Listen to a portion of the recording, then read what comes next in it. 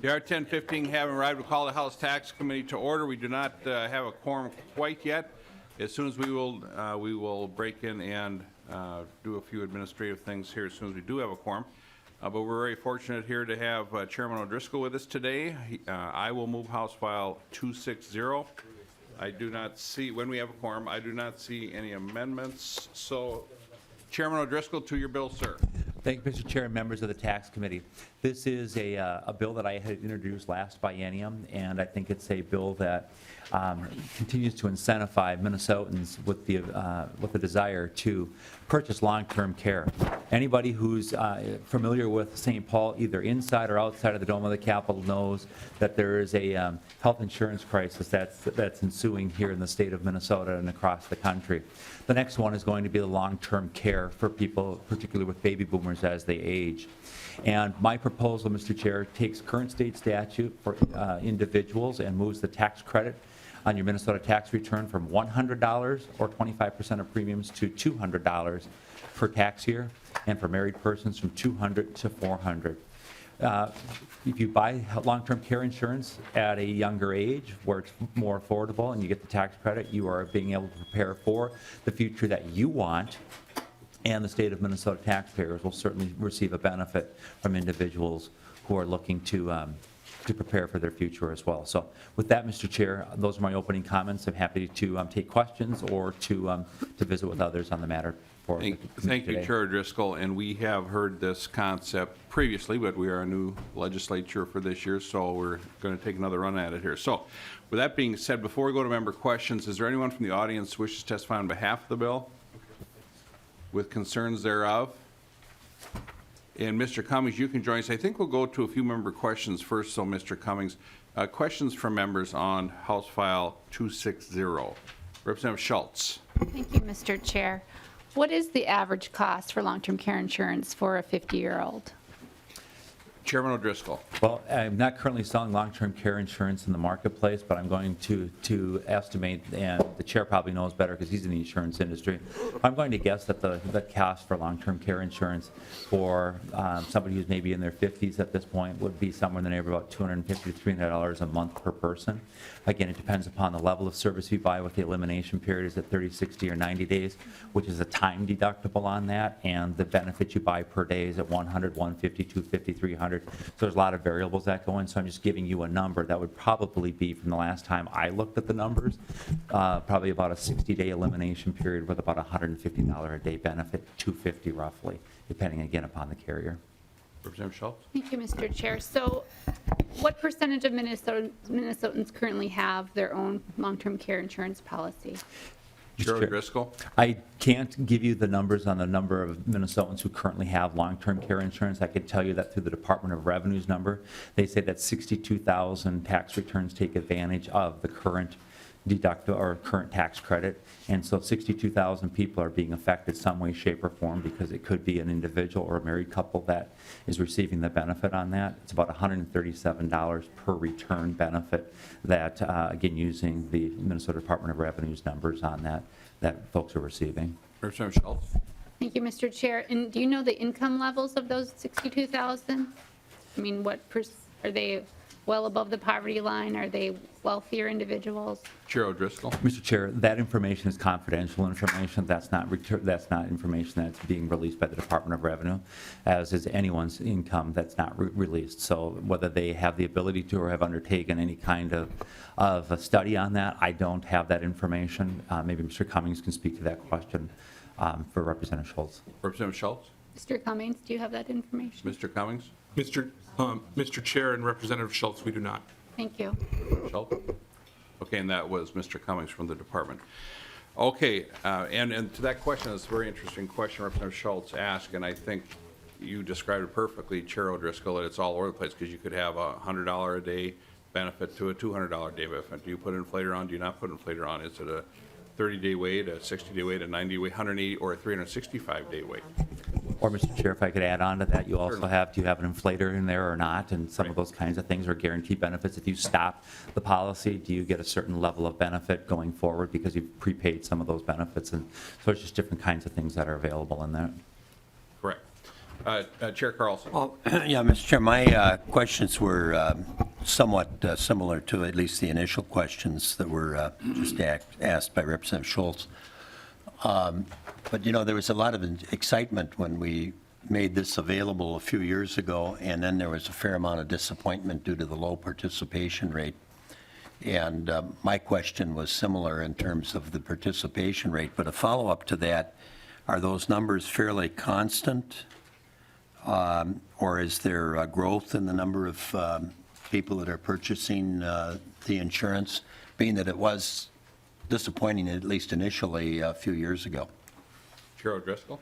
Thank you, Mr. Chair and Representative Carlson. I don't have specifics on that. Again, I'm going to defer to the Department of Revenue since they have a benchmark on that. I can tell you that currently they're telling us that there's about 62,000 returns that benefit from this.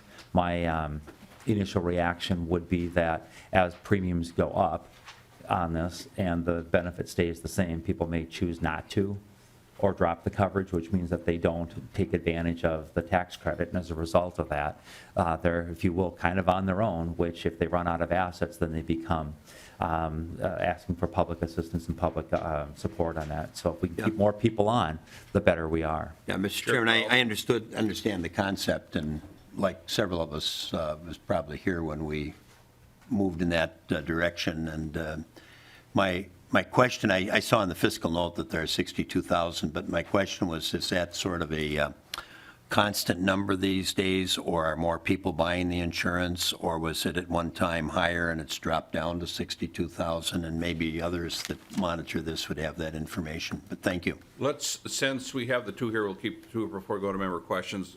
Chair Carlson, you're still on the list, because let's hear from the department. I was and done, yeah. Oh, okay. Let's hear from the department. We have a quorum. Okay, I'll officially call the House Tax Committee meeting to order as we have a quorum. I will, Representative Schultz, thank you so much for moving the minutes of January 24th, 2017. Any additions or corrections? Hearing none, all in favor say aye. Aye. Opposed? Motion prevails. Thank you, Representative Schultz. I will move House File 260, and we won't be voting on this. I do want to let the committee know that we do have kind of an interesting situation here on House File 244. So when we get to that we are going to take a vote on that, and Chair Marquardt's office has been contacted on that, and we'll hear why when we get to that bill. So just that one we will be taking a vote on to the General Register, but we are on House File 260 as I have moved it. Please state your name and who you represent for the record, please, sir. Good morning, Mr. Chair, Representative O'Driscoll, and members. For the record, my name is Paul Cummings, and I'm the Tax Policy Manager at the Minnesota Department of Revenue. Welcome, committee, sir. I did reach out to Representative O'Driscoll's office, and confirming right before the hearing, it looks like I was unsuccessful. But we were able to speak briefly here. I will also say that Representative O'Driscoll has been quoting detailed portions of the revenue estimate in the bill, and he is doing this freeform. So it's pretty impressive to sort of have all the detailed elements that are coming out. But anyway. Mr. Chair, I learned that from Chair Chief Justice Roberts. Good point. Mr. Cummings. Mr. Chair, this bill would increase the credit rate to 50% of eligible premiums and increase the maximum credit from $100 to $200 per beneficiary. The maximum total credit would be $400 for married joint filers and $200 for all other filers. Many have suggested that the reason to expand the long-term care credit was to incent more people to buy long-term care insurance and to reduce public spending on social services and Medicare. A tax expenditure is a costlier and less efficient way to solve a social problem. We have many resources to draw from to learn about the credit and its impact. The tax expenditure budget put out by the Department's Tax Research Division references a credit, and House Research has done some analysis and summaries of selected tax credits as well. In all the studies that we have reviewed, the cost of the deductions or credits in reduced federal or state tax revenues exceed the savings realized in state and federal spending on Medicaid programs. Looking at some studies helps us better understand the issue. Ann Tyson Kramer and Gail Jensen, in their study entitled "Why Don't People Buy Long-Term Care Insurance?" found that price was a small but significant factor in the decision to purchase long-term care insurance. A credit would, in effect, reduce the price of insurance. But the inelastic nature of both price and potential price increases suggests that in the current environment, initiatives that rely on lowering price are likely to meet with limited success. A 25% discount in price, for example, a credit like Minnesota's, but without a maximum dollar limit, would increase purchases of insurance by about 0.5%. David Nixon, in his study entitled State Programs to Encourage Long-Term Care Insurance, found no statistically significant relationship between the availability of state tax incentives and the purchases of long-term care insurance. Charles Courtemanche and Daifeng He, in their study entitled Tax Incentives in the Decision to Purchase Long-Term Care Insurance, found that the federal itemized deduction for long-term care insurance increased the take-up rate of long-term care insurance for eligible individuals by 3.3 percentage points. But the net effect was to reduce revenue by $187 and to reduce Medicaid spending by about $91. Thus, for every dollar of tax expenditures, 49 cents of Medicaid savings were realized. Tax credits are often inefficient. Many people want money in their hands right away. Tax credits are paid after taxes are filed. When the taxes are finally calculated, taxpayers will not receive a long-term care credit check. Instead, they will receive a larger total refund check or a smaller amount they owe to the state. Except for the box that you checked on your tax filing software, there's little connection between the credit and the behavior. If this bill moves through the process, Mr. Chair, the Department of Revenue looks forward to working with you, Representative Driscoll, and staff. And thank you for the opportunity to be a resource. So I can see the department's kind of warming up to the idea. We're here to help. Mr. As Chair, if I always, might. We appreciate that. Chair O'Driscoll. Thank you, Mr. Chair. Just to appreciate Mr. Cummings' comments and thoughts on here. In another part of the life that I have here in the legislature, I'm the chair of the Pension Commission. One of the things that we learned in the Pension Commission is that folks aren't saving for retirement. So literally everything that Mr. Cummings was talking about are some of the reasons why people aren't saving for retirement. Maybe don't have the money, there aren't the right incentives that are there. But when you ask people, why aren't you saving for retirement? They say, well, I don't necessarily have the money. And then the follow-up answer a lot of times is, I like to work, but I'll just keep working and I will enjoy working in my retirement. Well, there comes a point in time where you don't want to work anymore and you don't have those resources. So the same types of things that we're looking at from a long-term care perspective is the same things that we're looking at for people who aren't able to prepare or properly prepare for their retirement. Those folks are going to be coming to the state or to the federal government looking for relief to meet basic needs. I'm just asking us to try to avoid another crisis on the horizon or minimize that.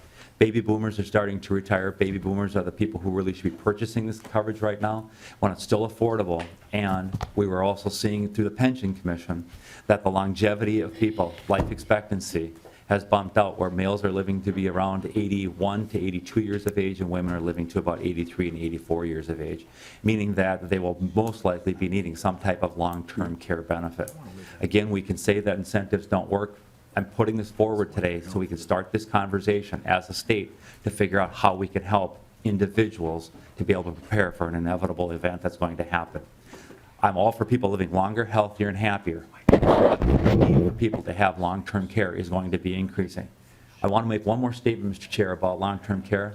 The way you can purchase long-term care doesn't mean you have to be in a skilled nursing facility to take advantage of it. It means it makes money available for people to stay in their own home, have people come in at the comfort of that individual's home to receive services periodically. And that certainly preserves the dignity and the integrity of the process. On the newer contracts, on some of the older, it's just nursing home only, some then branched out to skilled cares. Then, okay, so you mentioned Chair O'Driscoll, while it's still affordable, it's a good idea, but while you're still insurable, because it's a very tough contract to get from the underwriting standpoint, so you do need to be quite healthy to get it in the first place. But you make some very good points, and I see where both of you are coming from. As far as just the numbers go, yeah, the department has a case that, well, you know, you put this money in, you're not getting that big a bang for the buck, but this is something we are going to have to look at very, very closely, because every long-term care policy that somebody purchases, especially if it's one of the qualified plans, is going to lessen the burden on the state and the county down the road, because they're going to have their long-term care covered by their policy rather than spending down in going on the county, if you will. So this is something I think we do need to encourage. I've been, doing this since 1982, and I think over the years I sold 10 contracts. I guess I just wasn't very good at it. The only 10 I sold were when the CPA and the accountant said, we're doing estate planning, you go buy something. Then it's like taking an order of French fries at McDonald's or something. It's pretty easy. You just write it up and get her done. There are some new concepts out there with long-term care on investment-grade life contracts that's quite attractive that can kind of do some of the same thing. And we're doing a lot of those. And so we're not, that doesn't cover this part, but we have to get creative on this because they can either spend down their assets and go on the county, or they can have a long-term care contract worth $300,000 to $500,000 of benefits and never go on the county, or go on the county at a much later time. So, Representative Loeffler.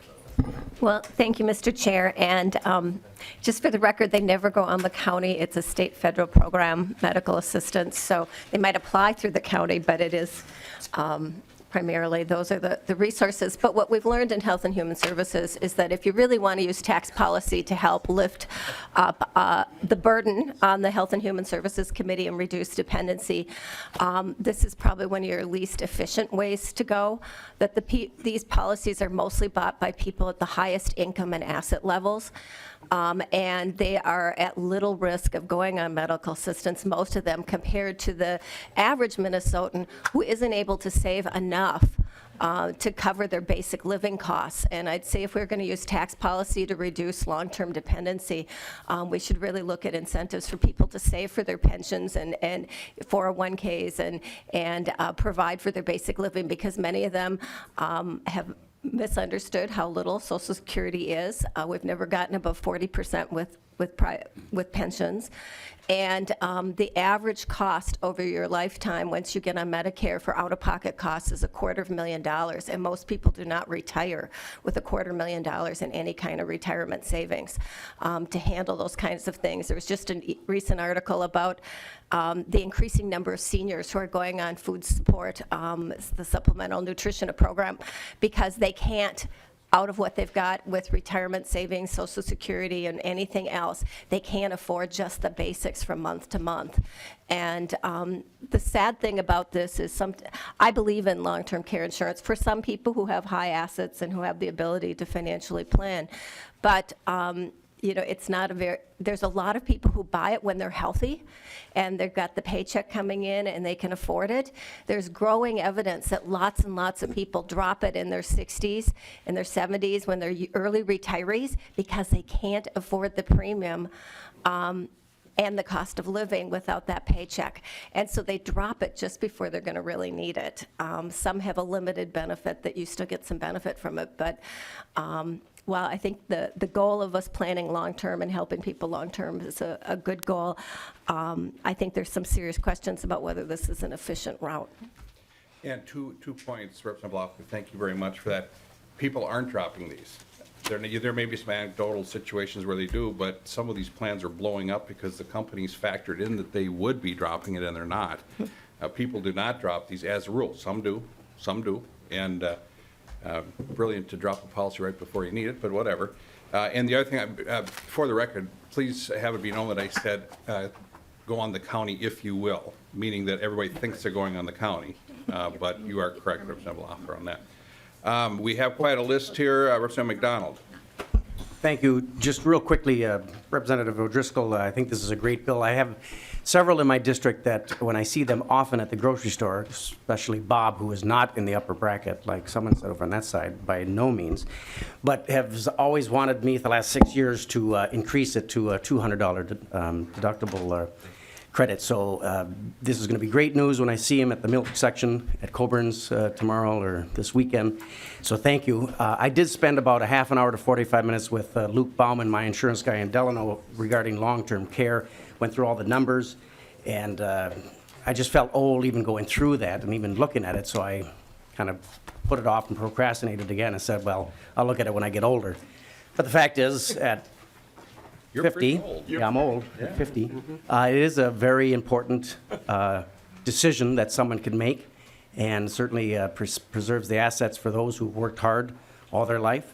And we do need to offer more incentives and more credits to encourage folks to go this route.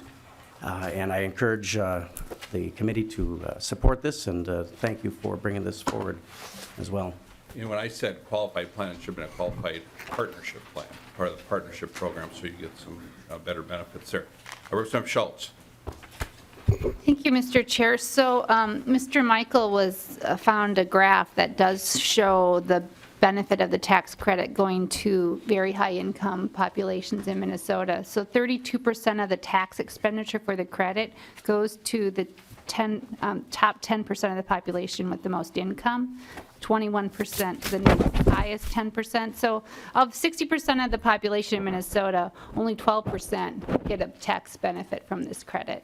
So it really is geared towards higher income populations that are receiving most of the credit, not towards those who would qualify for Medicaid. So that's probably why the research has found that there is the credits exceed, the cost of the tax credit exceeds the savings we would gain from our state expenditures on that Medicaid program. And I'd just like to enter this chart into the public record somehow. I don't know how you do that. Okay. Medicaid, members, this is not for someone on Medicaid. When you go through, and as Representative Gruenhagen knows and others, you have to go through suitability. This is not for somebody that's on Medicaid or has less than X number dollar worth of assets. You have to have some assets, but all of my clients that take this on the new program that we use, they're not rich, but they're going to save the farm. They're going to save the family business because they did this.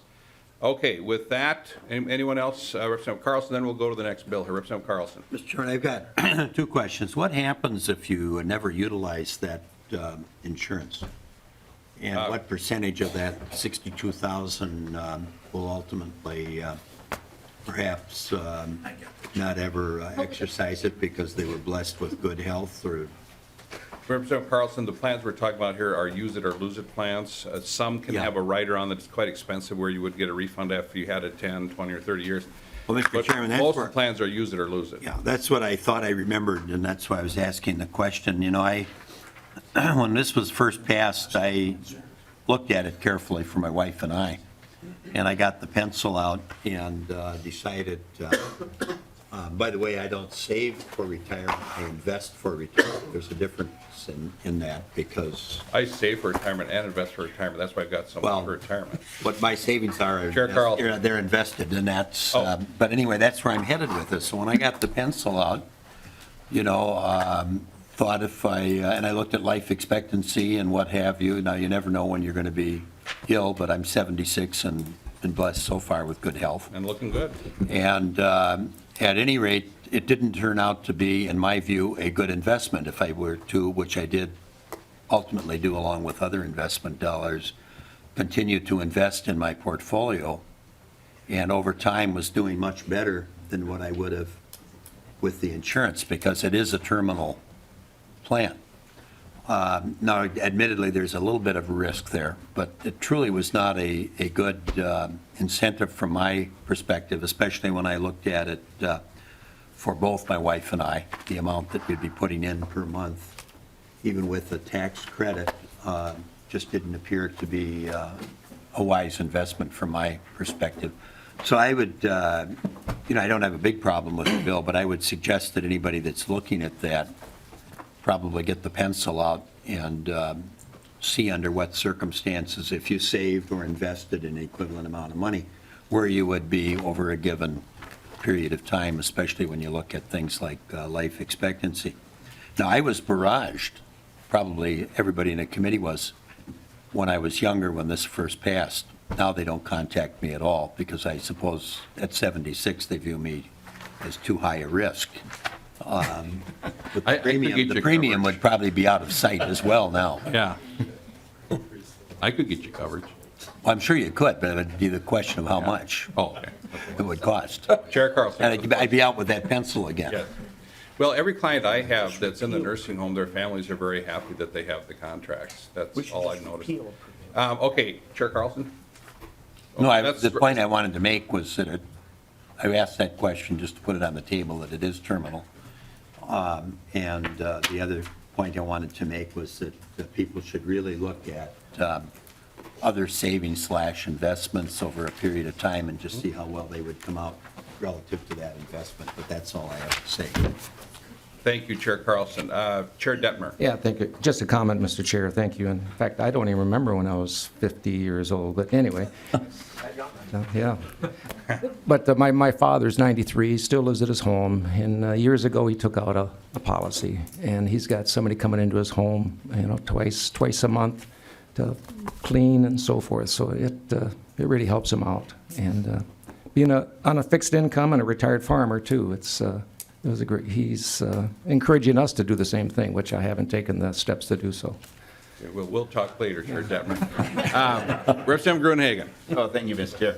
Yeah, I just want to thank Representative O'Driscoll for bringing this forward and just point out that, former State Demographer Tom Gillespie indicated that the growth rate in healthcare, which includes long-term care costs, is going to bankrupt the state. And we have testimony this session already that the growth rate in Medicaid here in the state is at a rate that is simply unsustainable.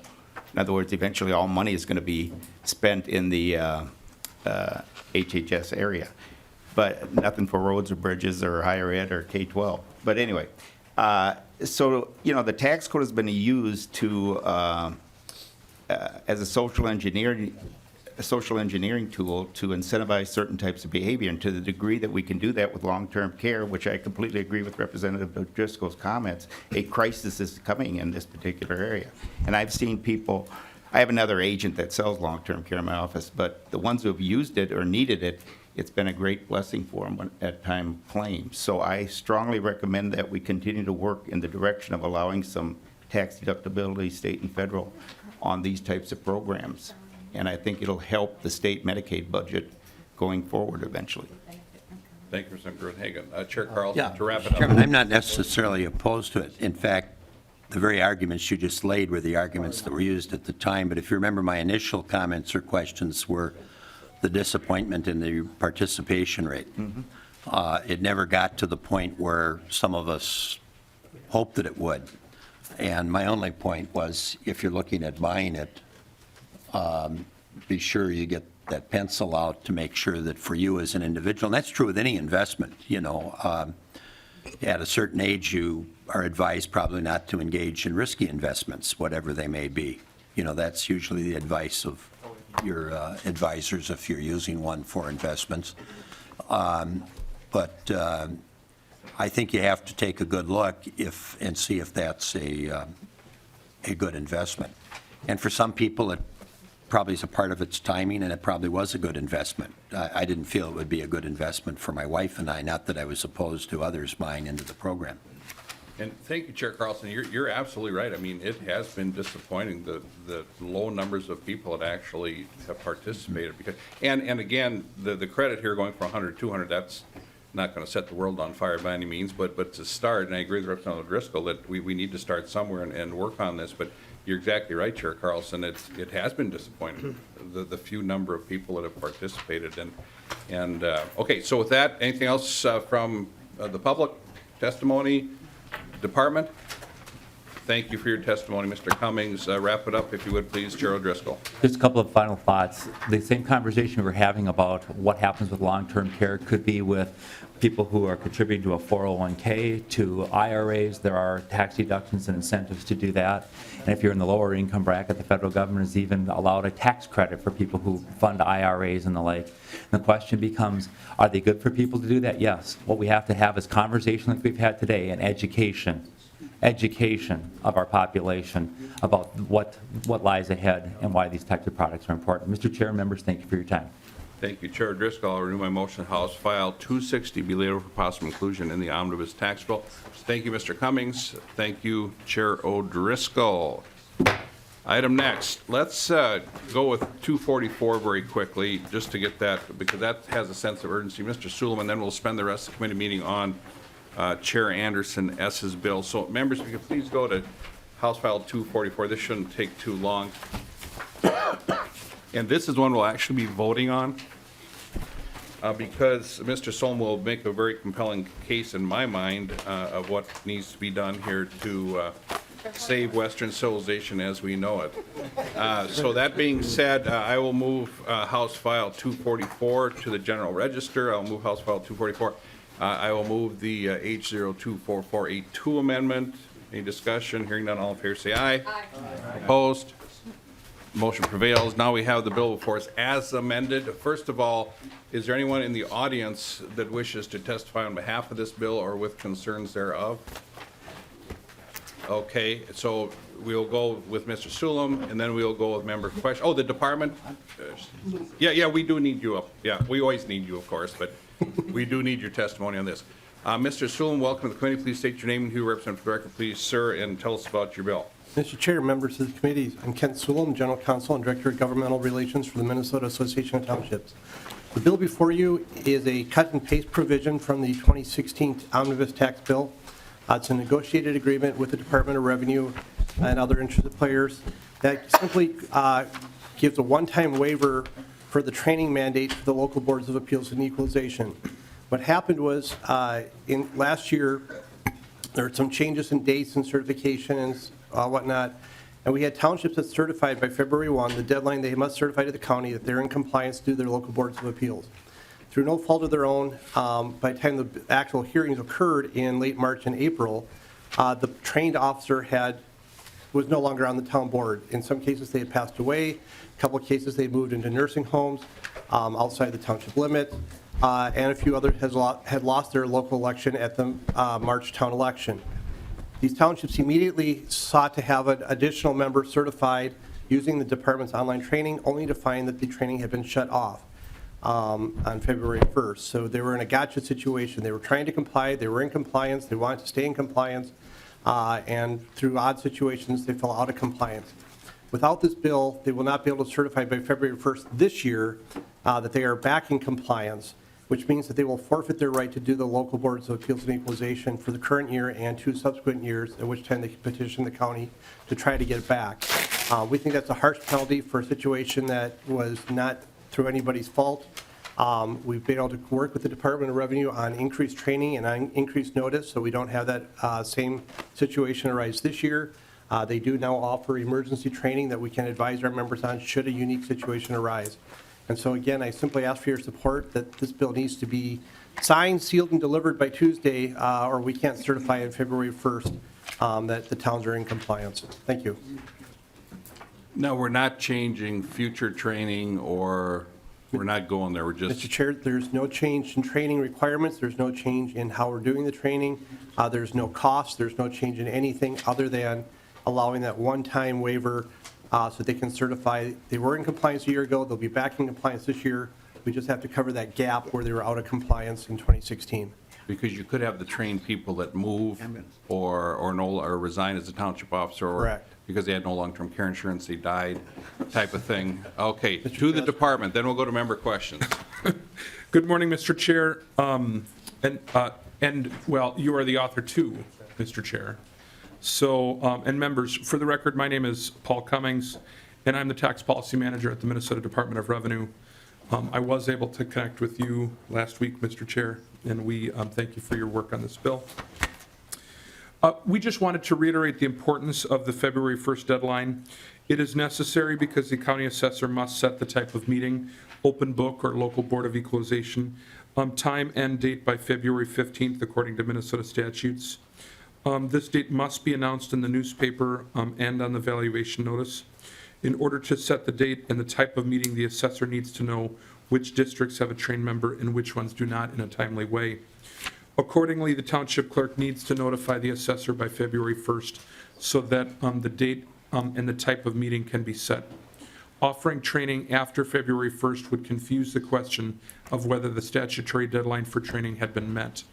Ensuring deadlines and training requirements are met is important.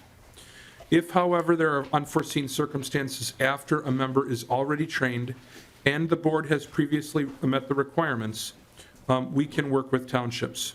For example, if a trained board member dies or steps down from the town board before the March township meetings, we allow new members to be certified in make-up sessions. In those cases, the dates and types of hearing has already been set.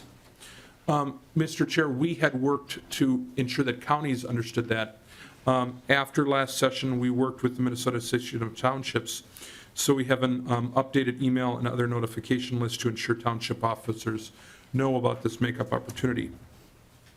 With the February 1st deadline fast approaching, county officials will need some certainty how to handle these local boards of equalization, whether they should be boards or open books.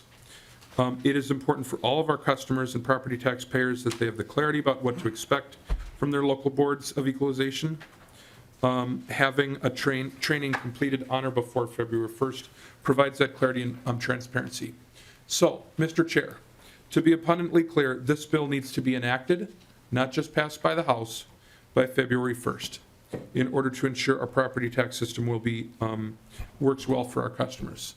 In addition, Mr. Chair, this as a clean bill is something that we understand and is administrable, but any other additions to this bill could make this bill something that would be less likely to be enacted, Mr. Chair. Like amending on House File 848, for example? Mr. Chair, I wouldn't want to speculate, Mr. Chair. Mr. Chair, we want to be partners with the townships in meeting these training requirements. We think that we have worked in good faith to meet the needs of our customers. But we're always open to hearing feedback and ways that we can work better. And we're continuing that conversation. We have experts here from our department, if that is helpful. And as this bill moves through the process, we look forward to working with you and the townships and other members, Mr. Chair. And thank you, Mr. Cummings, for your efforts on this bill. This is a very important bill in all seriousness to our friends at the township, in township government. Questions from members? Chair Garofalo. Thank you, Mr. Chairman. Mr. Solom, am I correct in saying that no one is opposed to this bill, it costs nothing, and the chief author of this bill is the Honorable Chairman of the Tax Committee, Representative Greg Davids? Mr. Chair, Representative Graffalo, to the best of my knowledge, those are all absolutely true statements. For the record. I think we're fully informed and ready to vote, Mr. Chairman. Any other questions? Oh, excuse me, Representative Metzen, Representative Metzen. Thank you, Mr. Chair. This is a good bill, and to show how quick it needs to get on the floor, I'm just going to quit talking and turn it over to Representative Marquardt. Thank you, Chair Marquardt. Thank you very much, Mr. Chair, and thank you, Chair Davids, for bringing this forward. I'd ask members to vote yes. This, while not a big thing in the large scheme of things, it is very, very important to these townships. And we know setting the value of property is the first step in that whole property tax system. So it's very timely. We need to get this done. And I know of no other intent by the chairman other than to pass this bill. So I appreciate that and ask members to vote yes. Thank you very much, Chair Marquardt. Any other questions? Chair Carlson. Well, a question I have asked you in the past, and this is not a vehicle bill? This is not a vehicle bill, and if anybody tries anything, this is not a vehicle bill. I just want to remind you, we haven't passed the House budget resolution yet, so No. anything could happen. Well, that's true, but But that is it's not not, intention. seriously, I would because I know vigorously that oppose that, at Mr. times, this committee and Ways and Means have reported out, sometimes just park vehicle bills, but I'm picking up on what Mr. Cummings said, just to clarify that it's not a vehicle then. And Chair Carlson, when I have those bills, you will figure it out quite I usually know this. Sure. Yeah. This is not one of those. Chair Garofalo. Yeah, and I want to correct something that people are under the misconception that because it is true, we don't have a budget resolution right now, but if you look at the House rules, when there isn't a budget resolution, look up Rule 4.05, I believe, and you'll see that that doesn't mean that we can offer amendments to spend money. That's right. I would, people should look up House Rule 4.05, that when there's not a budget resolution, I'm summarizing here, but no amendments to spend any money can be offered. Oh, how am I going to do that? Oh, no. Yeah. No. Any other questions for the witness or the author? I will renew my motion that House File 244 as amended be moved to the general register. Any further discussion? Hearing none, all in favor say aye. Aye. Opposed? Motion prevails. Thank you, members. Thank you. Thank you, Mr. Sulum. Thank you, Department. Mr. Cummings. Are you at a roll call? With the speech. There was not a roll call asked for. Okay. Chair Anderson S., welcome to your tax committee. Chair Anderson S. will move House File 328. I do not see any amendments. And members, you should have on your agenda for the day, we have a very robust list of folks that would wish to testify. You can see them there. So I'm just going to list Steve Wise, Gary Aiken, Deb McMillan, Beth Cadoon, Mike Hickey, Nan Matt. Is there anyone else from the public that wishes to testify on behalf of or with concerns thereof on this bill? So the list that we have is the list we will use. Welcome to your committee. Chair Anderson asks if you could please present your bill. Thank you, Mr. Chair. Members, this is an issue that's familiar to the committee because we've heard it in the past. And Mr. Chair, I know your love for music, and I view you as a person of more of a lover than a fighter when it comes to these issues. And I can't help but think about the people that are impacted by the current way that we collect income taxes. These are mom and pop shops that are having to run their income through their business income through their personal income taxes, and as a result, they get hit with a higher tax rate. And what this bill does is it tries to give them some relief, and we've talked here in the committee about wealth migration and what that means to the state in the long term and our maintaining our sustainability. And in you being the chair that you are, Mr. Chair, I just say that this is a moment for us to let's stay together. And times are good or bad, this is a bill that we can probably put forward that would bring everybody together. So I'm trying to help you out here, Mr. Chair, with some things. I've got some testifiers here today, and I'm hoping you guess the song that I referenced miserably. I can do that. And it's not Something in the Air by Thunderclap Newman either. No. I do know that, so. Okay. How many people have heard of Thunderclap Newman? I just have to say for the record. You just talked about the other day, Mr. Chair. Yes, we did, Representative Lesh, very important. My song of the day 2 days ago was Something in the Air by Thunderclap Newman. It was a band, a one-hit wonder. That was kind of it for them. They were managed by Pete Townsend, and as I went through the day asking everybody who wrote Something in the Air, there was one person that got it right, Ron Elwood. I mean, he just went, oh, that's Thunderclap Newman. I went, wow, is that impressive or what, Chair Dennis? Mr. Chair, do you know what Mr. Elwood does in his spare time? I think he's a musician, isn't he? He is a drummer in a Grateful Dead cover band. Really? Or it has been in the past. I haven't checked in with Mr. Elwood recently, but I've actually seen him perform. Is he playing Saturday night, the Holiday Inn Express, or? You'd have to check with his performance I will schedule check with his him. tour schedule. I'm a fan, not his manager. Okay.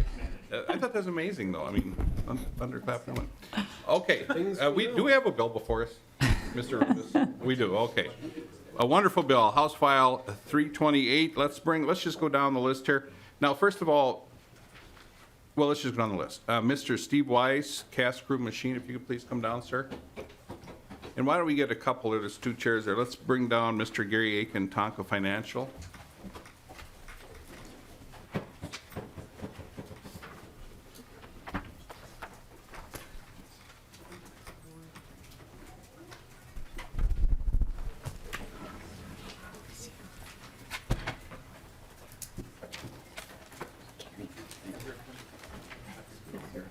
Something in the air. No.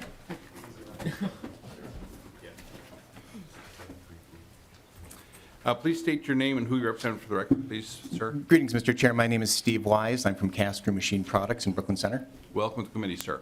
Thank you. If I may give you a little background on Cast Crew Machine Products, we are a precision manufacturer in Brooklyn Center.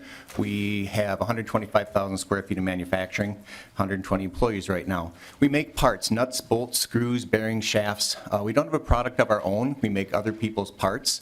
So we don't have a sales force. We don't really control much of our supply chain. As our customers go, that's kind of how our economy is. That's how our microeconomy is. When I say customers like Bobcat, Polaris, Toro, Arctic Cat, those are my big customers. These are all good manufacturers in the region here that I think you'll all recognize. 2015, manufacturing as a whole in our economy was going up on a nice reasonable growth spurt. Fourth quarter, we all saw a precipitous fall. 2016, we were down almost 10%. We expect the same for 2017 going forward here. My customer base, we have a long tenure with all of them, deep relationships and deep roots. But they have huge price pressures right now in the manufacturing industry, as we face as well. They have to show profits and return on investment for their shareholders. And eventually that goes right down to beating up the little suppliers they've got like us. This creates a very competitive market in the industry for our precision manufacturers. My competition, as everybody probably knows, we are global and we are regional. I'm going to tell you a little story. One of my biggest customers called me into their global headquarters here back in April. And they said, one thing on the agenda, we're going to talk about global competitiveness. I say, oh, great, here we go. So I go down there, and they had one thing on the PowerPoint, and basically what it was, they had $1.5 million of my parts up on this screen. And they said, we're going to move these parts. We can buy them 40% cheaper in the Czech Republic. What are you going to do about it?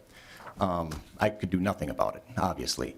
I can't give them 40%, I can't give them 5%. So those, with a couple of mouse clicks, those parts are gone. So that kind of tells us that we have a tough time competing globally against pressures like that. So we focus at CASCRU on our regional competition. So with those folks in North Dakota, South Dakota, Iowa, they've got similar cost structures of us. I know they do. But anecdotally, I know that Iowa, for instance, we are farming some of our parts that we used to make in our shop down to Iowa, to Quality Machine. This was a fellow that used to have a huge manufacturing place up in Brooklyn Park. He's now in Iowa making parts down there. We have the same wage structure. We buy the same materials, the same machines, same healthcare costs, same business insurances, but I can't match his cost, so I'm buying parts from him in Iowa to sell to my customers. But we're here to talk about pass-through income. I know a little bit about that. CAS has been a pass-through entity since 1991, so I understand the mechanism.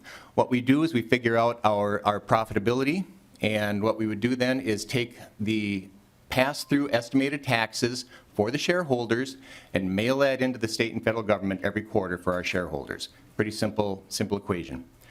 Interestingly, I hired a new controller back in March, and she came from environment that was an S corporation, I'm sorry, a C corporation, so she was not used to this. So I was talking her kind of through the steps, and she got down to figuring out the profitability on our company for the second quarter. And she said, so how much cash should I free up to mail in for our estimates for our shareholders? I said, half. And she was dumbfounded. She said, half? I said, well, figure it out. It's 40% for the federal and 10% for the state. It's half. So figure out that profitability, free up the cash, and mail it in. It's staggering when you think about it that way. Last night we had a gathering of about 500 manufacturers, and I was talking about testifying to one of them, and he said, so you're going to testify about that 2% that the state wants to take from you. He said, what's that going to mean to you? And I said, well, it depends on our profitability, 15, 20, 30,000, depends on the profitability. And he looked at me like I was an idiot. What am I going all the way down here to talk about $20,000 in a shop like mine? But you know what, it's not just this $20,000, it's the property tax, it's the health care, it's everything else that we face, and it's death by 1,000 cuts, you guys. We just want to stay healthy. We're a proud Minnesota manufacturer, and so that's why I'm here today. So simple equation for us when we're faced with fixed costs we can't control. We've got to work harder and longer to cover them, and that decreases our profitability, or we can pass our costs along to our customers, which is verboten. We're not allowed to pass any cost increases along to our customers. And what would that trigger? That would trigger them to go shop regionally for similar parts. Our mission is to provide livelihoods to our 125 families, good jobs, health insurance, and retirement. Part of that mission is we negotiate all of our costs ferociously, from paper to oil to materials. I appreciate this committee doing my negotiating for me, since this is something I can't negotiate myself. Thank you. Your employees have long-term care coverage? No, they do not. Well, you mentioned, just $20,000. Well, $20,000 here and $20,000 there, pretty soon you're talking $40,000. It adds up. Okay, we will go through, I think we'll go through everyone. So can everybody stick around that's going to testify for the committee? Because then we'll go through the testimony then. And if some of you could kind of shorten, that was wonderful testimony, but let's watch the time a little bit here. Mr. Gary Aiken, and then we'll go to member questions. And department, you're on this one? Awesome, okay. Mr. Gary Aiken. Hi, Mr. Chairman. My name is Gary Aiken. I'm president of Tonka Financial. Sure, if you could please get a little closer microphone there. My name is Gary Aiken. I'm president of Tonka Financial. I'm a financial advisor. I have a practice in Minnetonka. I work out of my home with 5 employees. We're a small family business. But that's something I'm not really talk too much about myself. It's what my clients that I experience with, and I'm going to talk and share those experiences. We do a lot of financial planning. So we do a lot of helping people retire. And unfortunately, we help a lot of people move out of the state of Minnesota. A lot of these people, I specialize in small business because my past is I was a business consultant at one time and worked a lot, and I have a relationship and understand.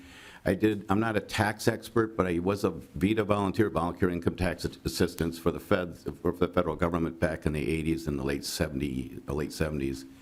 So I have a little experience, and those experiences have helped me very much in helping my clients. I also, Tonka Financial is also a MNsure preferred assister for SHOP and in the individual plans both. And we do health care for both on and off exchange. We do long-term care. We do all the insurances. But we primarily also specialize in very sophisticated investments, something called alternative investments that are very restricted, and you have to have certain asset requirements and so forth. And they're generally considered very illiquid, so therefore they're very high net worth accredited investor. But most of our investors are small business people, and that's what I'm here to talk about. Because basically I was just thinking, I don't have the exact numbers, but about for sure 95%. In fact, I can only think of 6 C Corps of all the hundreds of people that we've helped in the last year. I'm one of them, so I actually am not an S Corp, I'm a C Corp, but kind of a rare bird in Minnesota. But the taxes are a very, very onerous thing that we have in this state, and anything we can do to help the small business. And the small businesses I'm talking about, my average small business person is 4 to 5 people down to 2 or 3. They're very, very small. And they wake up every day.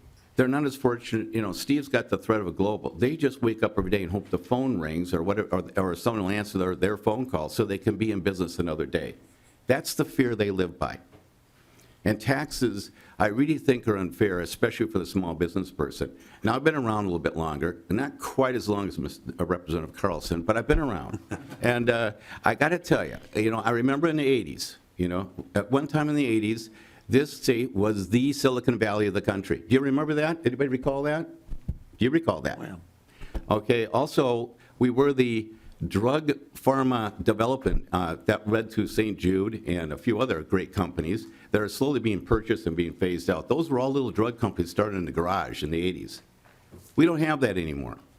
Look at the tax code you had back then in the state of Minnesota. Look what you have now. We have to get innovative and help these small businesses. And I think this bill, ladies and gentlemen, is exactly a good start to help these young entrepreneurship, young businesses like I have. And by the way, half the business I have weren't even in existence in businesses 5 years ago that I have as clients. That's all I have to say, except for one thing. There is kind of a personal matter here. If you do not let this bill go, I want to thank you for the continued job security on the financial planning side. Okay, let's go. We're doing questions or at the No, we're going to, at the end, everybody can stick around, so we'll do it that way. I've got a question very quickly, though, for Ms. Manzi. In the write-up here, it says income from business, farm, S corporation, or partnership. So that'd be an LLC, LLP, but if the business is sole proprietorship, that wouldn't apply, right? It'd have to be a business or a farm that is an S corp, an LLC, or an LLP.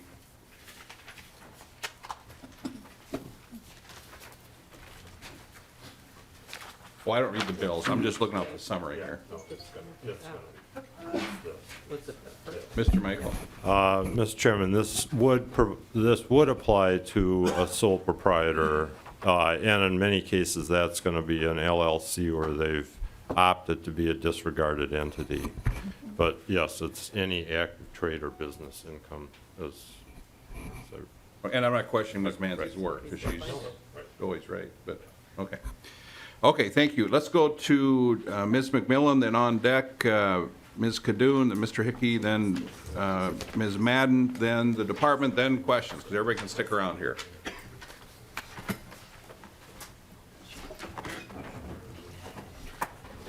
Welcome to the committee. Please state your name and who you represent for the record, please. Chair Davids and committee members, I'm Deb McMillan. I'm the Director of Government Affairs for the Twin West Chamber of Commerce. Welcome to the committee. Thank you. Twin West represents more than 700 member businesses in the western suburbs of the Twin Cities. I'm here today to testify in support of House File 328, and I want to thank Representative Anderson for her tireless work on this issue.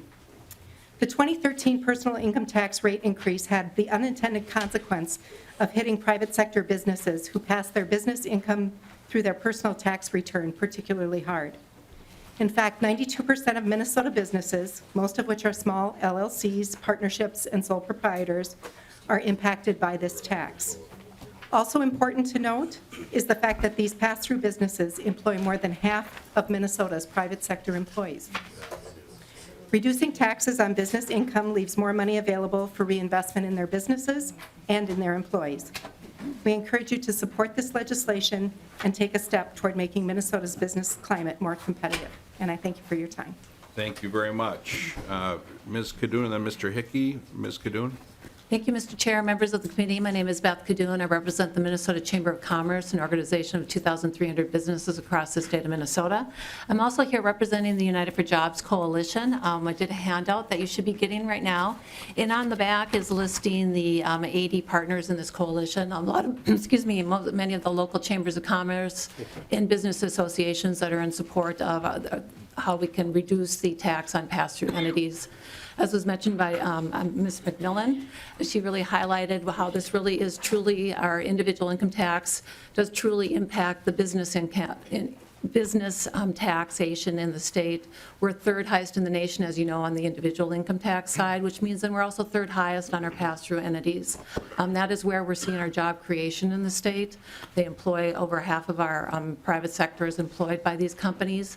And we need to find a way how we can improve our business tax climate, which is obviously a theme you continue to hear from me, again and again, is really the need to focus on those taxes where we're out of alignment with the rest of the nation. This is one where we're in the top 5. I really believe we need to get out of there. High marginal income tax has shown that it does undermine investment, entrepreneurship, and investment in innovation in the state. And so we feel that this is very important if you're trying to find ways how we can really strengthen Minnesota, how we can improve the economy, make sure we're really best positioned for future growth. This is one of those taxes that we feel you really do need to focus on and find ways to reduce so we can be more competitive and even the playing field for a lot of our current businesses, which is also very important. Thank you. Thank you, Ms. Kadoun. Mr. Hickey, NFIB. And if you could stick around, folks, because there may be questions. Please state your name and who you represent for the record, please, sir. Mr. Chairman, Mike Hickey with the National Federation of Independent Business, and we're here to give strong support to Representative Anderson's bill and thank her for bringing this up again. I think we discussed this a couple of years ago in this very room with you also. And this is an important step we need to make. National Federation of Independent Business, I know I keep saying this, but just to remind you, represents 11,000 small businesses and farms across the state. We probably are the most affected group of this bill, but obviously, as the other witnesses pointed out, this has a big impact on the private sector. Virtually everyone in small business these days is a flow-through company of some sort, sub-S, LLC. A lot of people advertise it, as you see, on their letterhead or on their signs or whatever. And this is an important step to make. We really thought it was a big mistake, what we did in the 2013 tax bill.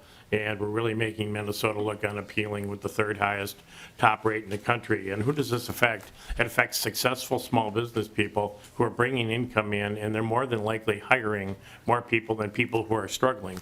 Someone who's showing a loss, someone who has a company in a downturn is not having the same positive impact, even though we're pulling for that person. They're not having the same positive impact on our economy as someone who is bringing in income that does trigger this fourth rate of taxation, and this would be a very helpful step to making us more competitive and to urging people to stay here and not consider expansion options elsewhere. So we appreciate this bill, and I think it's an important piece to improving Minnesota's overall tax climate. Thank you, Mr. Hickey. And we will now go to Ms. Nan Madden, and the department's up next, and then member questions. Ms. Madden?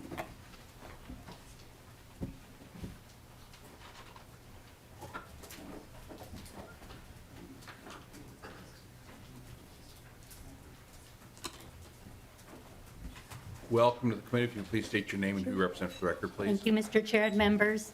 Excuse me. My name is Nan Madden. I'm director of the Minnesota Budget Project. We are a research and advocacy organization that promotes public policies to expand economic opportunity in Minnesota. Welcome to the committee. Thank you. I appreciate the opportunity to express some concerns with House File 328. Those are largely the cost of this bill and some of the ways that it creates an uneven playing field among taxpayers. This bill provides tax cuts of $353 million in the 18-19 biennium. That's 25% of the projected surplus.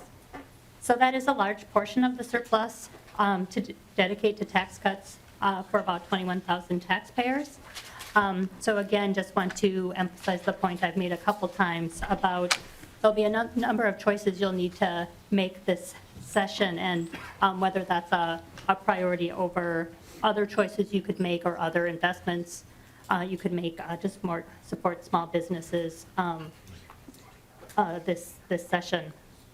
You know, we all sometimes use the shorthand of describing the businesses that pay taxes on their profits through the individual income tax as being small businesses. But it's important to remember that whether a business's profits are taxed on the corporate tax or on the individual income tax is based on the business's structure that the owners have chosen. It is not based on the size of the business measured by the number of employees or the revenues. So the businesses that pay taxes on their profits through the individual income tax do include the small family restaurant, farms or hardware stores, but also a range of other professionals who structure their businesses that way, and there isn't a size limit on how big they can be. So there are some options you could consider for a more focused and targeted approach. This bill also creates an uneven playing field by treating similar taxpayers differently. It provides a tax preference for income that comes from business profits that isn't available to those with incomes earned through salaries and wages. That can create discrepancies even within the same business. And it provides a tax cut for high-income individuals in some professions that's not available to similarly high-income people but are in other professions. So given the cost of the bill and the uneven playing field, you know, those are our concerns with the bill, and again, ask you to consider some more targeted alternatives. And Ms. Madden, we've had 5 people supporting the bill. You have some concerns, so I don't want you cutting your stuff short because I want to kind of be somewhat equal time here. So if you have any other comments or. That's all I have, Mr. Chair. Thank you. Okay, thank you very much. Anyone else from the audience who'd like to testify? Mr. Skilbred? And Ms. Madden, can you stick around too if there's questions? Okay.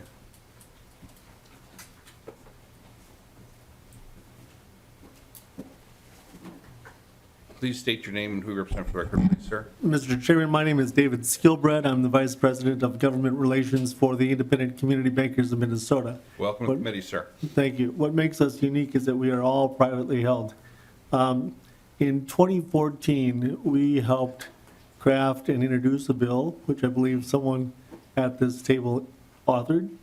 And the bill would provide a help to those pass-through businesses on the tax side for the business income.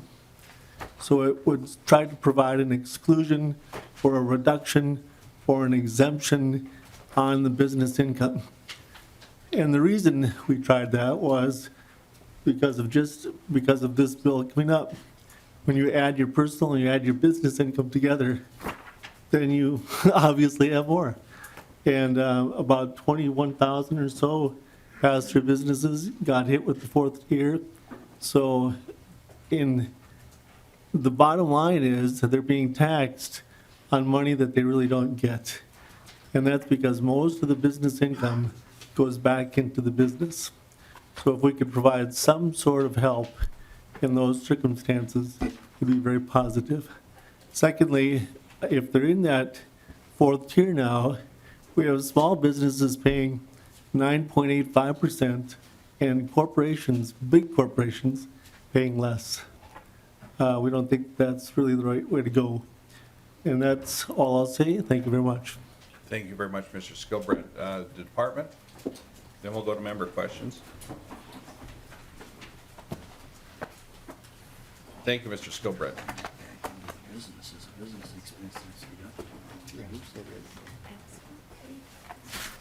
Yes.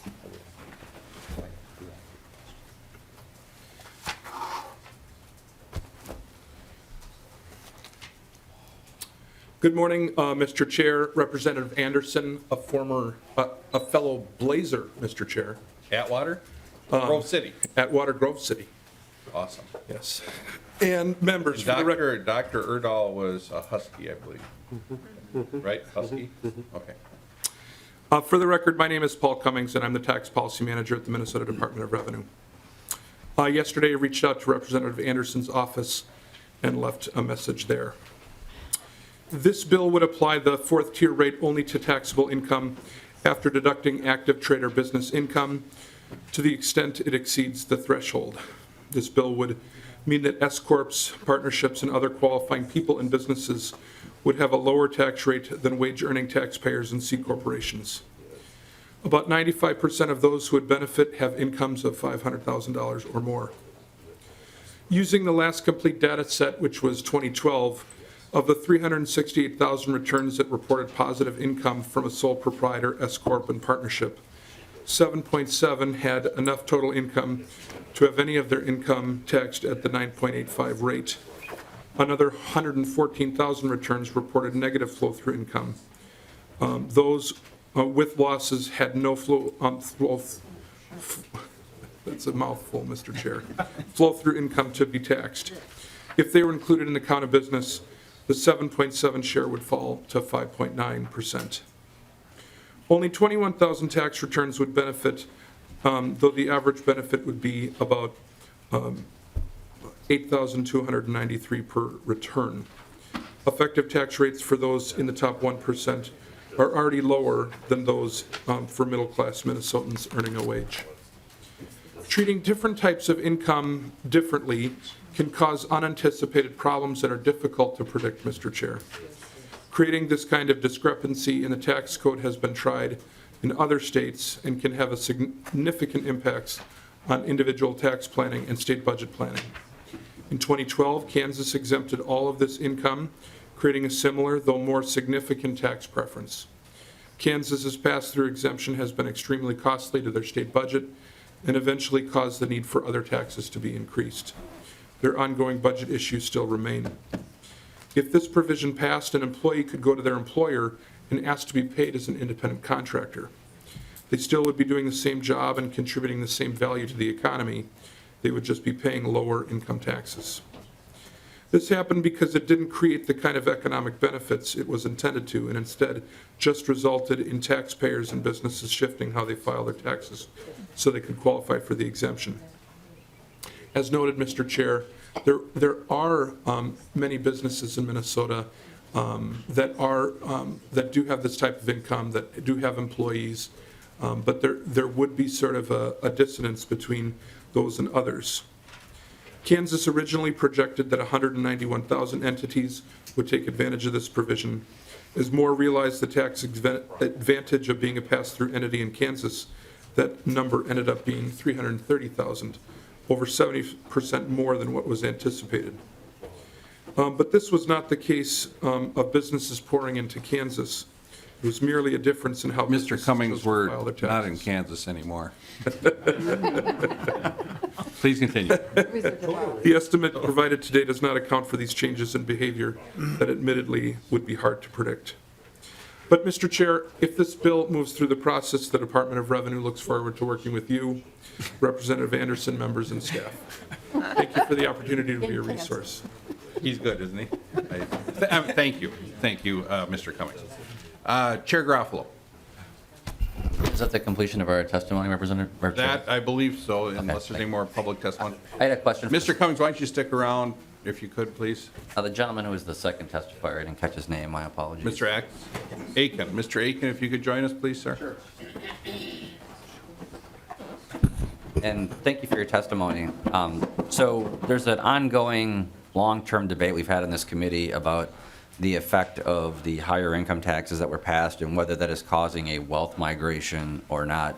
This seems like this is a sector of the economy that you have personal experience in and dealing with people. So I'll just flat out ask you, did the increase in taxes, did it cause a wealth migration from your perspective or not? And just kind Yes. Mr. Aiken. Yes, thank you for the job security. I'll say it again. And Mr. Chairman, and to the testifier, were there any other factors that could have caused this besides the increase in the rate to 9.85%? Was there anything, like, for example, we saw similar effects in other states at the same time, or migrations from other states? I mean, is there any, how certain are you that this increase in taxes caused a wealth migration from the state? Mr. Aiken. Okay. That means you can talk. Yeah, okay, just want to make sure I was, sorry, I talked earlier before. The situation is when people make a decision that they have to retire, and I'm going to say it's not really wealthy people, they can sometimes afford the extra taxes in Minnesota. I'm talking about people that are average working people, a postal worker, worked all their lives for the post office, somebody that was a hourly employee, saved real hard in their 401k plan. We sit down, we do a comprehensive financial review. During that process, we have very sophisticated tools that we can punch in the state based on their income and their particular personal situation, and we can see what areas would you like to retire other than Minnesota. And we'd have that discussion. It's my fiduciary responsibility to do that.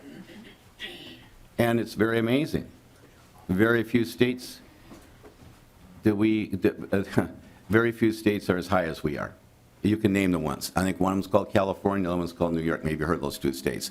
Other than that, you're pretty much, it depends on everybody's situation and what their holdings are, what their wealth is. You know, everybody's an individual case, but yes. And that is the main decipher. That's the main people I work with. I wish I worked with more multimillionaires. I have a few, but I like to have a lot more. So if you could buy a lottery ticket and give me a call, if you win, I'll be happy to take care of you. But the reality is this. Most of these folks have less than $1 million in net liquid assets, and they're trying to find a way where they can live cheaply in their retirement. And the biggest thing they emotionally go through, well, my kids are here, I've grown up in Minnesota, I'm a Minnesotan, but you know what? I can't retire when I want to if I continue to be a Minnesota resident. That's my experience. It's anecdotal, but I can tell you that I can think of 4 or 5 families in the last couple of months that I've helped that way recently. And they made a decision. Wisconsin is better than Minnesota. Ooh. I just want to throw that out. I have my own family members who retired in Wisconsin, very happily. And first thing they tell me, boy, I didn't realize this tax thing is really different here. So this argument that, the hourly wages, by the way, about, that's onerous too. These are the people they're the people that really need the help. The business people, they're going to start a business because they want to get more out of life. They're not trying to cheat anybody. They're not rich people. They're trying to be rich. Is that a sin? That's what this bill does. It helps the people trying to be rich. When you try helping somebody be more successful, long term, are they going to pay more taxes to the state coffers or less? I'll let you answer that question yourself. My belief is that if we could help people, and that was the point I was trying to make, if we can get to an economy that's tax friendly, that helps small entrepreneurships and small people and small business, we will have a more vibrant economy in this state. And if you look at our history and some of the big corporations we've got here, it's because they had somebody a long time ago in a garage or in a little mill somewhere or something had a dream to get richer. Some were in retail, I believe, too. That's the thing I think that we have to think about. That's the long view we have to look on these kind of bills. It isn't about a short-term change thing. Because if these small businesses are successful, according to this bill, it's progressive. They pay more. They want to pay more in taxes because they want to make more money. So let's give them the break, because that's the piece that we're really killing is the small business people. We're worried about, I think John Menard is the largest S Corp. He might, I don't know, you have to Google me on that. I heard he was an S Corp. We're not talking about John Menards here. We're talking about people that lost their job or quit their job or, risked everything they have to start their small business. That's the majority of people. How many people did you say lost money?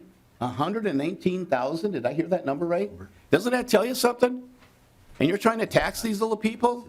And you're saying that they don't make the same money as wage earners? Well, they're taking a risk. I think I pointed it out before. So, sorry. Got me going. Apologize.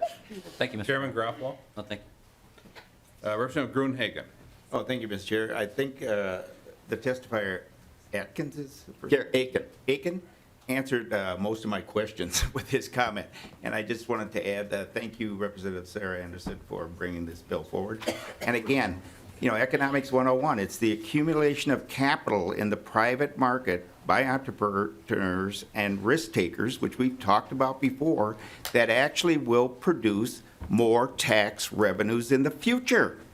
They will start the next 3M. They will start the next Medtronic.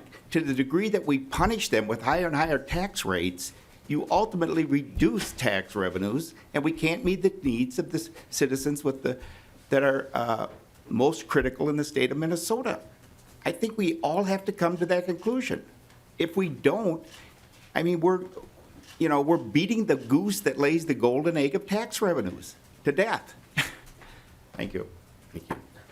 Representative Schultz. Thank you, Mr. Chair. Mr. Aiken, can you answer yes or no to this question? No, we can't. Do the postal workers and those that you help with their finances, those that are not wealthy, are they going to reach that top tax bracket in Minnesota? Mr. Aiken. No. Okay. Representative Schultz. Thank you, Mr. Chair. And this question I could go to Representative Anderson, but why not extend it to, why limit this bill to those at higher income? Why not? I did private consulting and was a sole proprietor LLC at S Corporation. I wouldn't benefit from this bill because I didn't make as much money, $260,000. I made much, much less, but I paid a higher tax. So why not open it up to all income levels? Chair Anderson S. Thank you, Mr. Chair and Representative Schultz. If you're interested in lowering all the income tax rates in the state of Minnesota, I'll sign on the bill with you. Representative Schultz. Mr. Chair, but just for this bill, though, why are we restricting it to those above an income level? Why not just make it more fair? Chair Anderson S. Thank you, Mr. Chair and Representative Schultz. This piece of legislation is designed to help those individuals that have pass-through income that is going through their business income, that's going through their personal income taxes. And the issue that we have right here is rather than them investing that money back into their business, they're having to pay the state. And how does that impact all of us across the state of Minnesota? It impacts us in our ability to have good paying jobs in our community. If we all look at our small businesses across the state of Minnesota, they are the economic engine for the state. And that's not just me saying that, that's Governor Dayton saying that as well. He has done a Baxter Healthcare Group out of Brooklyn Park. He's invested tax benefits to that business to create 60 high-paying jobs in that area. You have the governor's tax proposal itself. It's all about how can we generate more jobs and more business growth here in the state, because at the end of the day, that's what keeps our economy going. That's what makes our budget sustainable. That's what makes us a great state to live and work and raise a family. Thank you, Mr. Chair. So is it only wealthy people can create jobs? The middle income folks are not as valued as highly in the business community because they're creating fewer jobs or they have no employees and it's just they're a sole proprietor? I mean, so we just want to do we believe that it's only the wealthy folks that make over $260,000 can create the jobs and the economic development? Chair Anderson S. Representative Schultz, as the testifiers provided to you earlier, these aren't just wealthy folks. They might have had a banner year that bumps them up into that fourth-tier tax bracket, and then it punishes them for that economic growth. So I have some letters from different folks across the state of Minnesota have sent to me their stories. In one case, the fellow had a bad year in 2013. Then in 2014, he recovered, gets bumped up into that fourth tax bracket. So all the growth that he had in 2014 gets wiped away. But he had a bad year in 2013 and wasn't in that tax bracket. So you're punishing the economic success and making it difficult for him to actually invest back into his business, hire more people, pay better wages, and make our state a better place to live. Representative Schultz? Thank you, Mr. Chair. I guess I just don't follow the logic, because if we believe that it helps those at over a certain income level, we wouldn't also see benefits from helping those below that income level as well. Well, Mr. Chair and Representative Schultz, again, if you want to put the legislation forward, I'm happy to co-author with you. Representative Schultz? Representative Lesh? Representative Metza? Thank you, Mr. Chair, and I guess it's to the department, you don't need to respond, but I'm sure you've got a map that could let me know how many dots of these 20,000 returns would be in my area. Mr. Cummings? Why don't you join us here so we get it on the tape here? I know there's one in my area. Mr. Cummings, state your name. I know where they live. Well, Mr. Chair and Representative Metza, that is, so I don't know,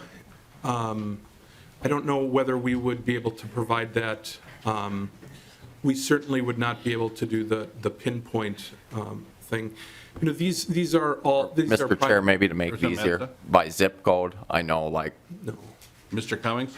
Mr. Chair, these are a private tax type. And so there are points in which when that number is aggregated to certain levels, then there can be amounts disclosed on some regional sort of distribution. But once we get into smaller levels of numbers, or once we get into smaller geographic, that's not information that we're able to provide. And that is for taxpayer confidentiality. There is a point in terms of a zip code, if you sort of know the 4 people in town that would be that, you know, income tax is something that they have confidence in the Department of Revenue that information would be kept private.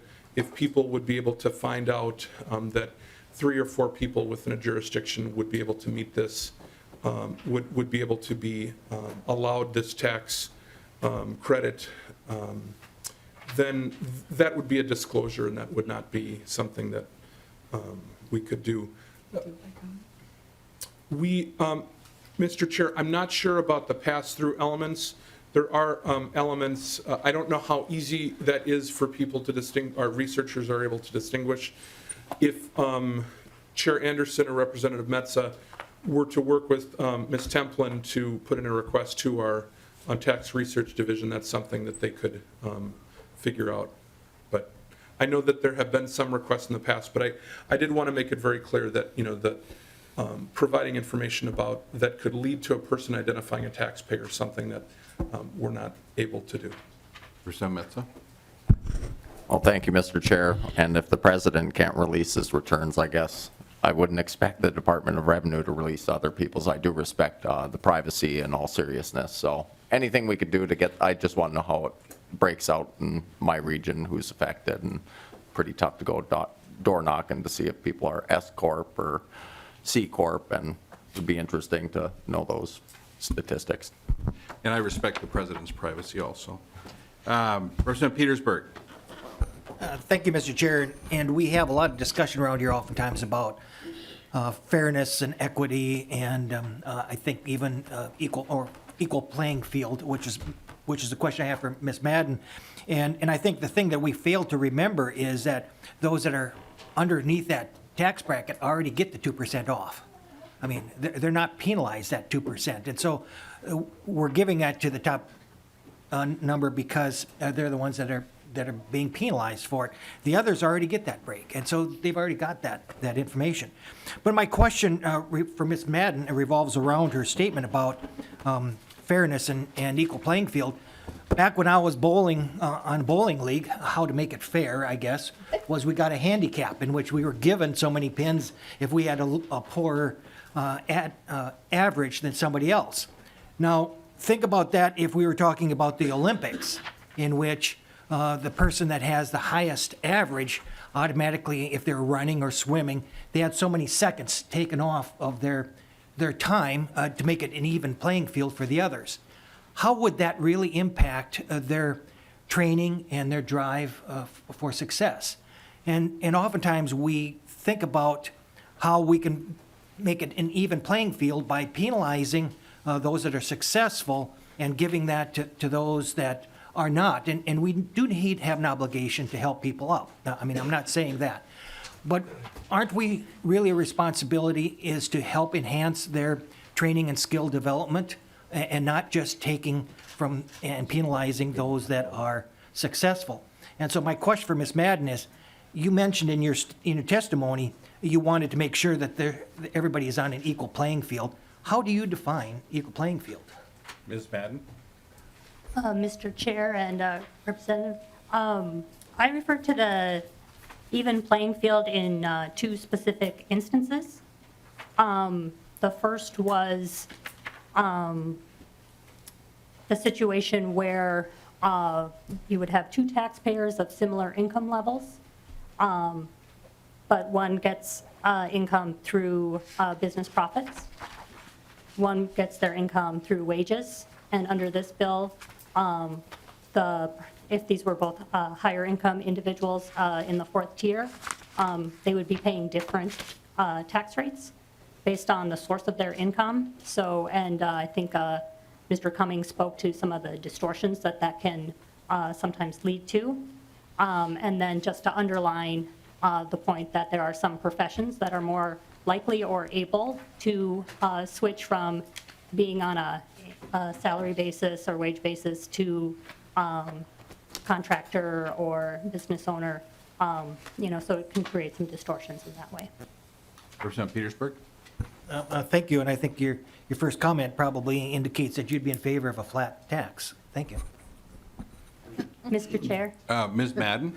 One of the principles that we have for the tax system is that we would like our tax system to be based on ability to pay and progressive, and actually the way that our complex tax system works right now, we are not at a complete flat system, but there's not a huge amount of variations from the average among income levels. So just to be clear on that. Representative Petersburg? Chairman Dabney? Thank you, Mr. Chair. And I'm just, a couple of things. One, I'm struck that last week we adamantly established a expectation in this committee that all testimony be research-based and causational. And yet today, here again, we get anecdotes from people. You know, I heard of a guy who knew a cousin who he met while he was walking his dog, that they're fleeing the state. And I guess I'd ask if, when public health advocates come before us, that we demand that their testimony be research-based and causational, that when we're looking at tax data and people's behavior, that we hold the same standard as we established for those people last week. So since the department, I won't mention names, but the department referenced Kansas that has a similar policy apparently to what Chair Anderson is suggesting, I looked a little bit and found a number of media reports about businesses leaving the state of Kansas after Governor Brownback was elected and established these policies, particularly those in the technology and healthcare fields, the very fields where we're seeing some of the greatest growth, and where, as Chair Anderson's testifier talked about, we've had a deep bench in this state. Now, those are media reports. Maybe those fall under, anecdotal. I think they break a higher threshold than that. But United Van Lines did a study because they move a lot of people here and there and across, and they found that in Kansas, or for the state of Kansas, 58% of the people that they moved were moving out of the state of Kansas. the 6th worst state in the nation for people fleeing the state. So I would caution us on proposals such as this, and I would also caution us to look at both sides of the equation. I remember door knocking a gentleman a few years ago, back when you'll recall the GOP policy that required that we hold back 40% of the funding for schools each year. And I knew that his district, because of that policy, was one that had to go out and borrow in the private market to make cash flow so they could pay their teachers and other staff and engage in all the purchasing of materials, things that generate jobs that their district needed to. And I talked with the man, and he said, I informed him that his district was having to go out and borrow because of state policy withholding school funding. And he said, yeah, I know, it's nuts. And he referenced his two middle schoolish looking girls who were in the living room. Said, I had to go out and buy laptops so the girls could do their homework because the school doesn't have textbooks anymore because they can't afford them.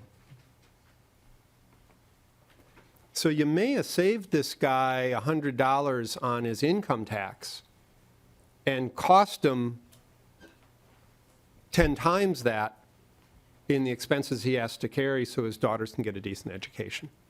So we should look at the whole issue, I would say, comprehensively and factually. Thank you, Mr. Chair. Yeah, I agree, Chair Dabney, but there's more anecdotes there. Because did he also say then that more money was withheld from education under DFL houses than Republican houses, or not? Chair Dabney. Mr. Chair, you'll recall during that time period that Minnesota led the nation, was one of only 2 states in the nation that withheld school funding, that the only other one was California, and that we were more than twice the level of withholding that California does. We were by far the biggest at withholding 40% of the school funding. Yeah. And Chair Dabney, during that time, but over history, we can take that discussion offline. Okay, the next representative, Representative Hertaus. Thank you, Mr. Chair. And, I was struck by the testimony about the machine tooling industry here as well. When I was a married college student, I went back to work wherever I could find a job, and one of them happened to be in the machine tooling industry down in Cedar Riverside area near the U of M. And that was convenient, but what I learned while I was there too is that how extraordinarily competitive this industry is. We look at our fiscal notes and it's measured in rounding errors of thousands of dollars or millions of dollars. And in the machine tooling industry, they bid and they quote manufacturing, whether it's screw machining or milling, they do it in the thousands of parts. So it's dollars per thousand. So when you extrapolate that down to each piece, you're talking thousands of a cent, where the owner literally loses a contract because he was 0.4 of a cent off per piece. That's how extraordinarily competitive some of the businesses are. So we talk about what Chair Anderson's bill is trying to do. A lot of these entities and organizations are organized as LLCs or sub-S's. They may take a modest salary that doesn't put them in the 4th tier. We've gone through a long recession period where cash is king, capital is hard to get, and the undistributed profits, the retention, the earnings after all is said and done is a critical component to building and growing that business, of surviving downturns in the economy and keeping employees on board while a contract isn't filled or there's a snafu in terms of production. This is the type of daily, day in, day out problems that our small business community has to deal with. And so when you tax away that undistributed income, you're depriving that company of the ability to grow. You're depriving that company of providing additional wage benefits or opportunities to their employees because you're taking that capital. As Chair Anderson, I commend you for the things you're doing. I've met Governor Brownback. I've talked with him about some of these issues, and yes, a lot of it is anecdotal, and not unlike what John F. Kennedy did in terms of cutting taxes and reforming the system, knew that it would be a downturn initially, but what their goal was to make Kansas an inviting place to lure businesses like those in Minnesota to a more favorable climate. So if we truly are going to do something in terms of growing our jobs and economy, which the governor agrees that small business really is the engine and backbone in Minnesota, these companies were asked to step up to the plate and to balance a budget problem not created by fiscal policy, but more about economic conditions and the recession. And they did that. And now the reserve has been filled. The budget reserves or the budget surpluses are projected. And, you know, the commentary back when the tax was placed is that we're asking these fortunate people to step up to the plate and make these extra contributions. Well, guess what? We've kind of solved the problem for the time being. We don't need their money anymore. Let them continue to grow this economy and let them continue to grow jobs, and the benefits will be there. Thank you, sir. Thank you. We're going to wrap it up here for questions from members unless there's others with Chairman Marquardt. And then we'll have the author wrap it up as we do, and then we're going to call our day. Chair Marquardt, but before you make your comments here, I would like to thank you for your help on House File 244. That is a big deal for our friends working with the township, so I do appreciate that. If you could wrap it up, then we'll go to the author. Chair Marquardt. Thank you very much, Mr. Chair. And members, I mean, this is a good discussion to have, but I want to bring you back to priorities. I mean, last week we heard a bill that would eliminate the estate tax. $306 million over the biennium that would help 1,100 filers a year. That's a yearly benefit to those filers of about $140,000 per return. So now we have a bill, another $352 million over 2 years, that is going to help about 21,000 filers. The 6% of the most successful small businesses that we have, small and large businesses that we have. And if you divide that out yearly, that's about $8,500 of tax benefit per return for 22,000 people. And yet you've got a tax incidence study that shows that our middle income, and I'm going to use the 4th through the 7th decile according to the incidence report, is still paying, after everything that's been done the last few years, still paying about 11% more of their income in state and local taxes than the top 1%. I mean, why we would be prioritizing today a bill that provides about an $8,500 cut for 22,000 people when you still have the middle class paying a higher burden of a tax on their income. And just to put this in perspective a little bit, we've got a very popular provision that was in the tax bill, I think will hopefully be in the tax bill again this year, that would provide a 40% ag credit for school building bonds. It's about $40 million a year. Farms have lost 80% of their income since 2013. They're down 80% of their farm income. And yet we're going to, and if you take the 75,000 farmers, let's say we average that 40 million out to 75,000 farms, that's about $533 of tax benefit per farm. And yet, and they've been suffering business-wise. And yet we've got a bill here that we're hearing that would provide over $8,000 of tax benefit to the most successful ones who have been doing pretty well. So, I mean, I don't think it's fair that you give $16 of tax relief for those making over $500,000 to only $1 for a farmer. 16 to 1. That's not right. And if you took the two bills we've heard, the McDonald bill and the Representative Anderson bill, $660 million, $650 per year, it's $330 million. You know, we're going to see over $700 million of property tax increases now in the last 2 years. You could take $300 million and fully exempt all of ag property taxes on school bonds. That's $100 million. You could exempt the first $150,000 on businesses. That's probably another $75,000. You could reinstate LGA county program aid back to the 2003 certified levels. You could add renter's credit, homestead credit, and really dig into the property tax thing and still have money to spend with that $330 million. So it's a matter of priorities to me. I mean, we can discuss this, and I think everyone makes good points. But I think, and I've said this before, we need a strategic, targeted tax relief plan that are going to impact the people who need it the most. Our senior citizens, our working families, our veterans, our farmers, our students, our small business owners. That's what we really have to do. So I'm hearing some of these bills that are coming through. And it sounds like that's some pretty high priorities. Those are not the priorities I hold, and I'd rather see relief go to farmers and seniors and some of these folks who need it first before we give huge tax relief to those who have seen the most success in recent times. And one last thing, if I might, because I hear a lot. If you don't have a chance, take a look at Ernst & Young. Every year they produce a report, and they work with the Council of State Taxation, and that's an advisor group to the state chambers of commerce. So it's a pretty credible group. And every year they look at an effective business tax rate in comparison to basically the state's gross domestic product. So it's kind of a comparison. And in the last one that came out December of 16, which I think would be 2015, we are 25th. So I mean, I hear a lot about how we're out of alignment.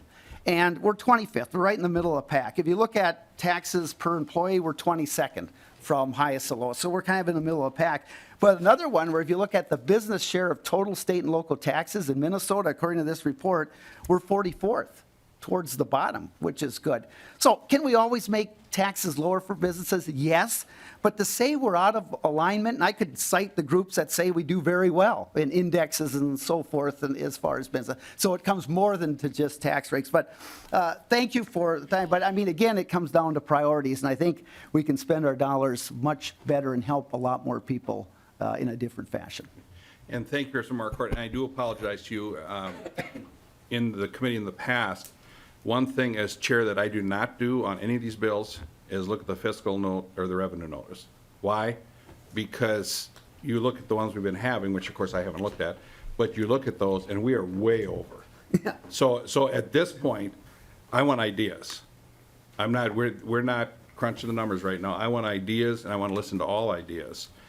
And so, yes, I should have mentioned this earlier in an earlier committee that we have to look at them, and we have them, but I want to listen to ideas and not crunch the numbers, because if that was the case, according to the governor's proposal yesterday, we couldn't even do this one bill.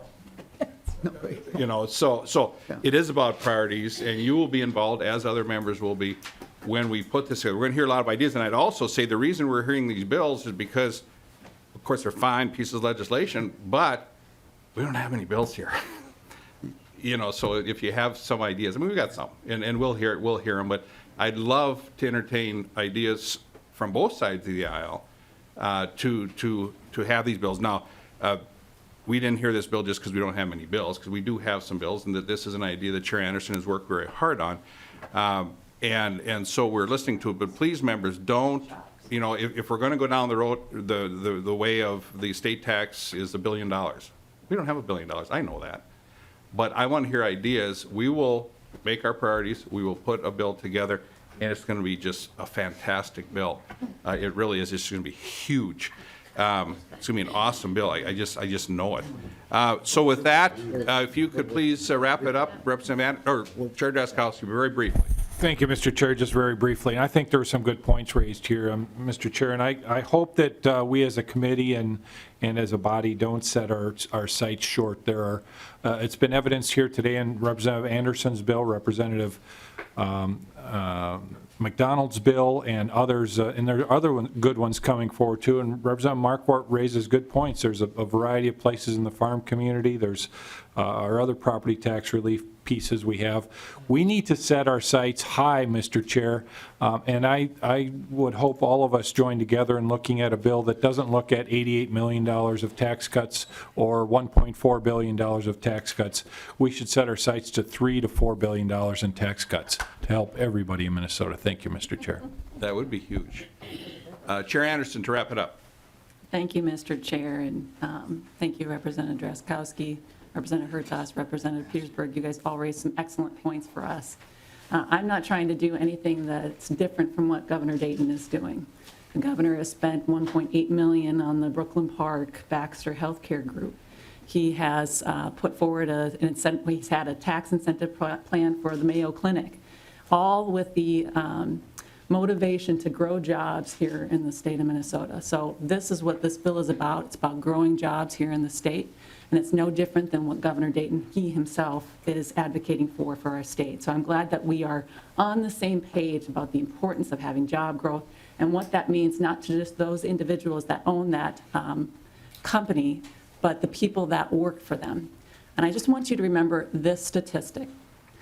Out of the entire state of Minnesota, 56% of the private workforce is from these small businesses. So when you say that this bill is only going to benefit those people that qualify for this tax break, you're wrong. It is 56% of the private workforce that benefits from having those jobs here in the state of Minnesota. And we had earlier today, Mr. Wise spoke about the fellow that used to be housed right in Brooklyn Park. And where is he now? Iowa. He's in Iowa. And I remember in the 2013 bill where we had people lined out the door saying that this is a reality, my business is going to move somewhere else. And the one that touched me the most was a woman who was probably about 55 years old. She had worked for the company for about 30 years that she had worked for the company. 30 years. And her company said, we can't keep it here anymore because the taxes are too high in the state. Can you imagine being that age, having to uproot your family and move to another state just to keep your job? Because that's the job that you had worked in for 30 years of your life? We're talking about keeping these jobs here in Minnesota, keeping the growth, making Minnesota the shining state that it has been in the past, and making sure that we have good paying jobs for our kids when they graduate from college, and that they can raise their families here just like we are right now. So I'd ask for your support. Thank you. Thank you, Representative Anderson S. Chair Anderson S. moves that House File 320 be laid over for possible inclusion in an omnibus tax bill. Thank you for the spirited discussion. I thought it was great today. There are some that believe in equality of opportunity. Others believe in equality of results. Somebody said that, somebody famous at one time. And so that's kind of what we have here. Okay, so with that, thank you, members, for your work today. Good government all the time. You're adjourned.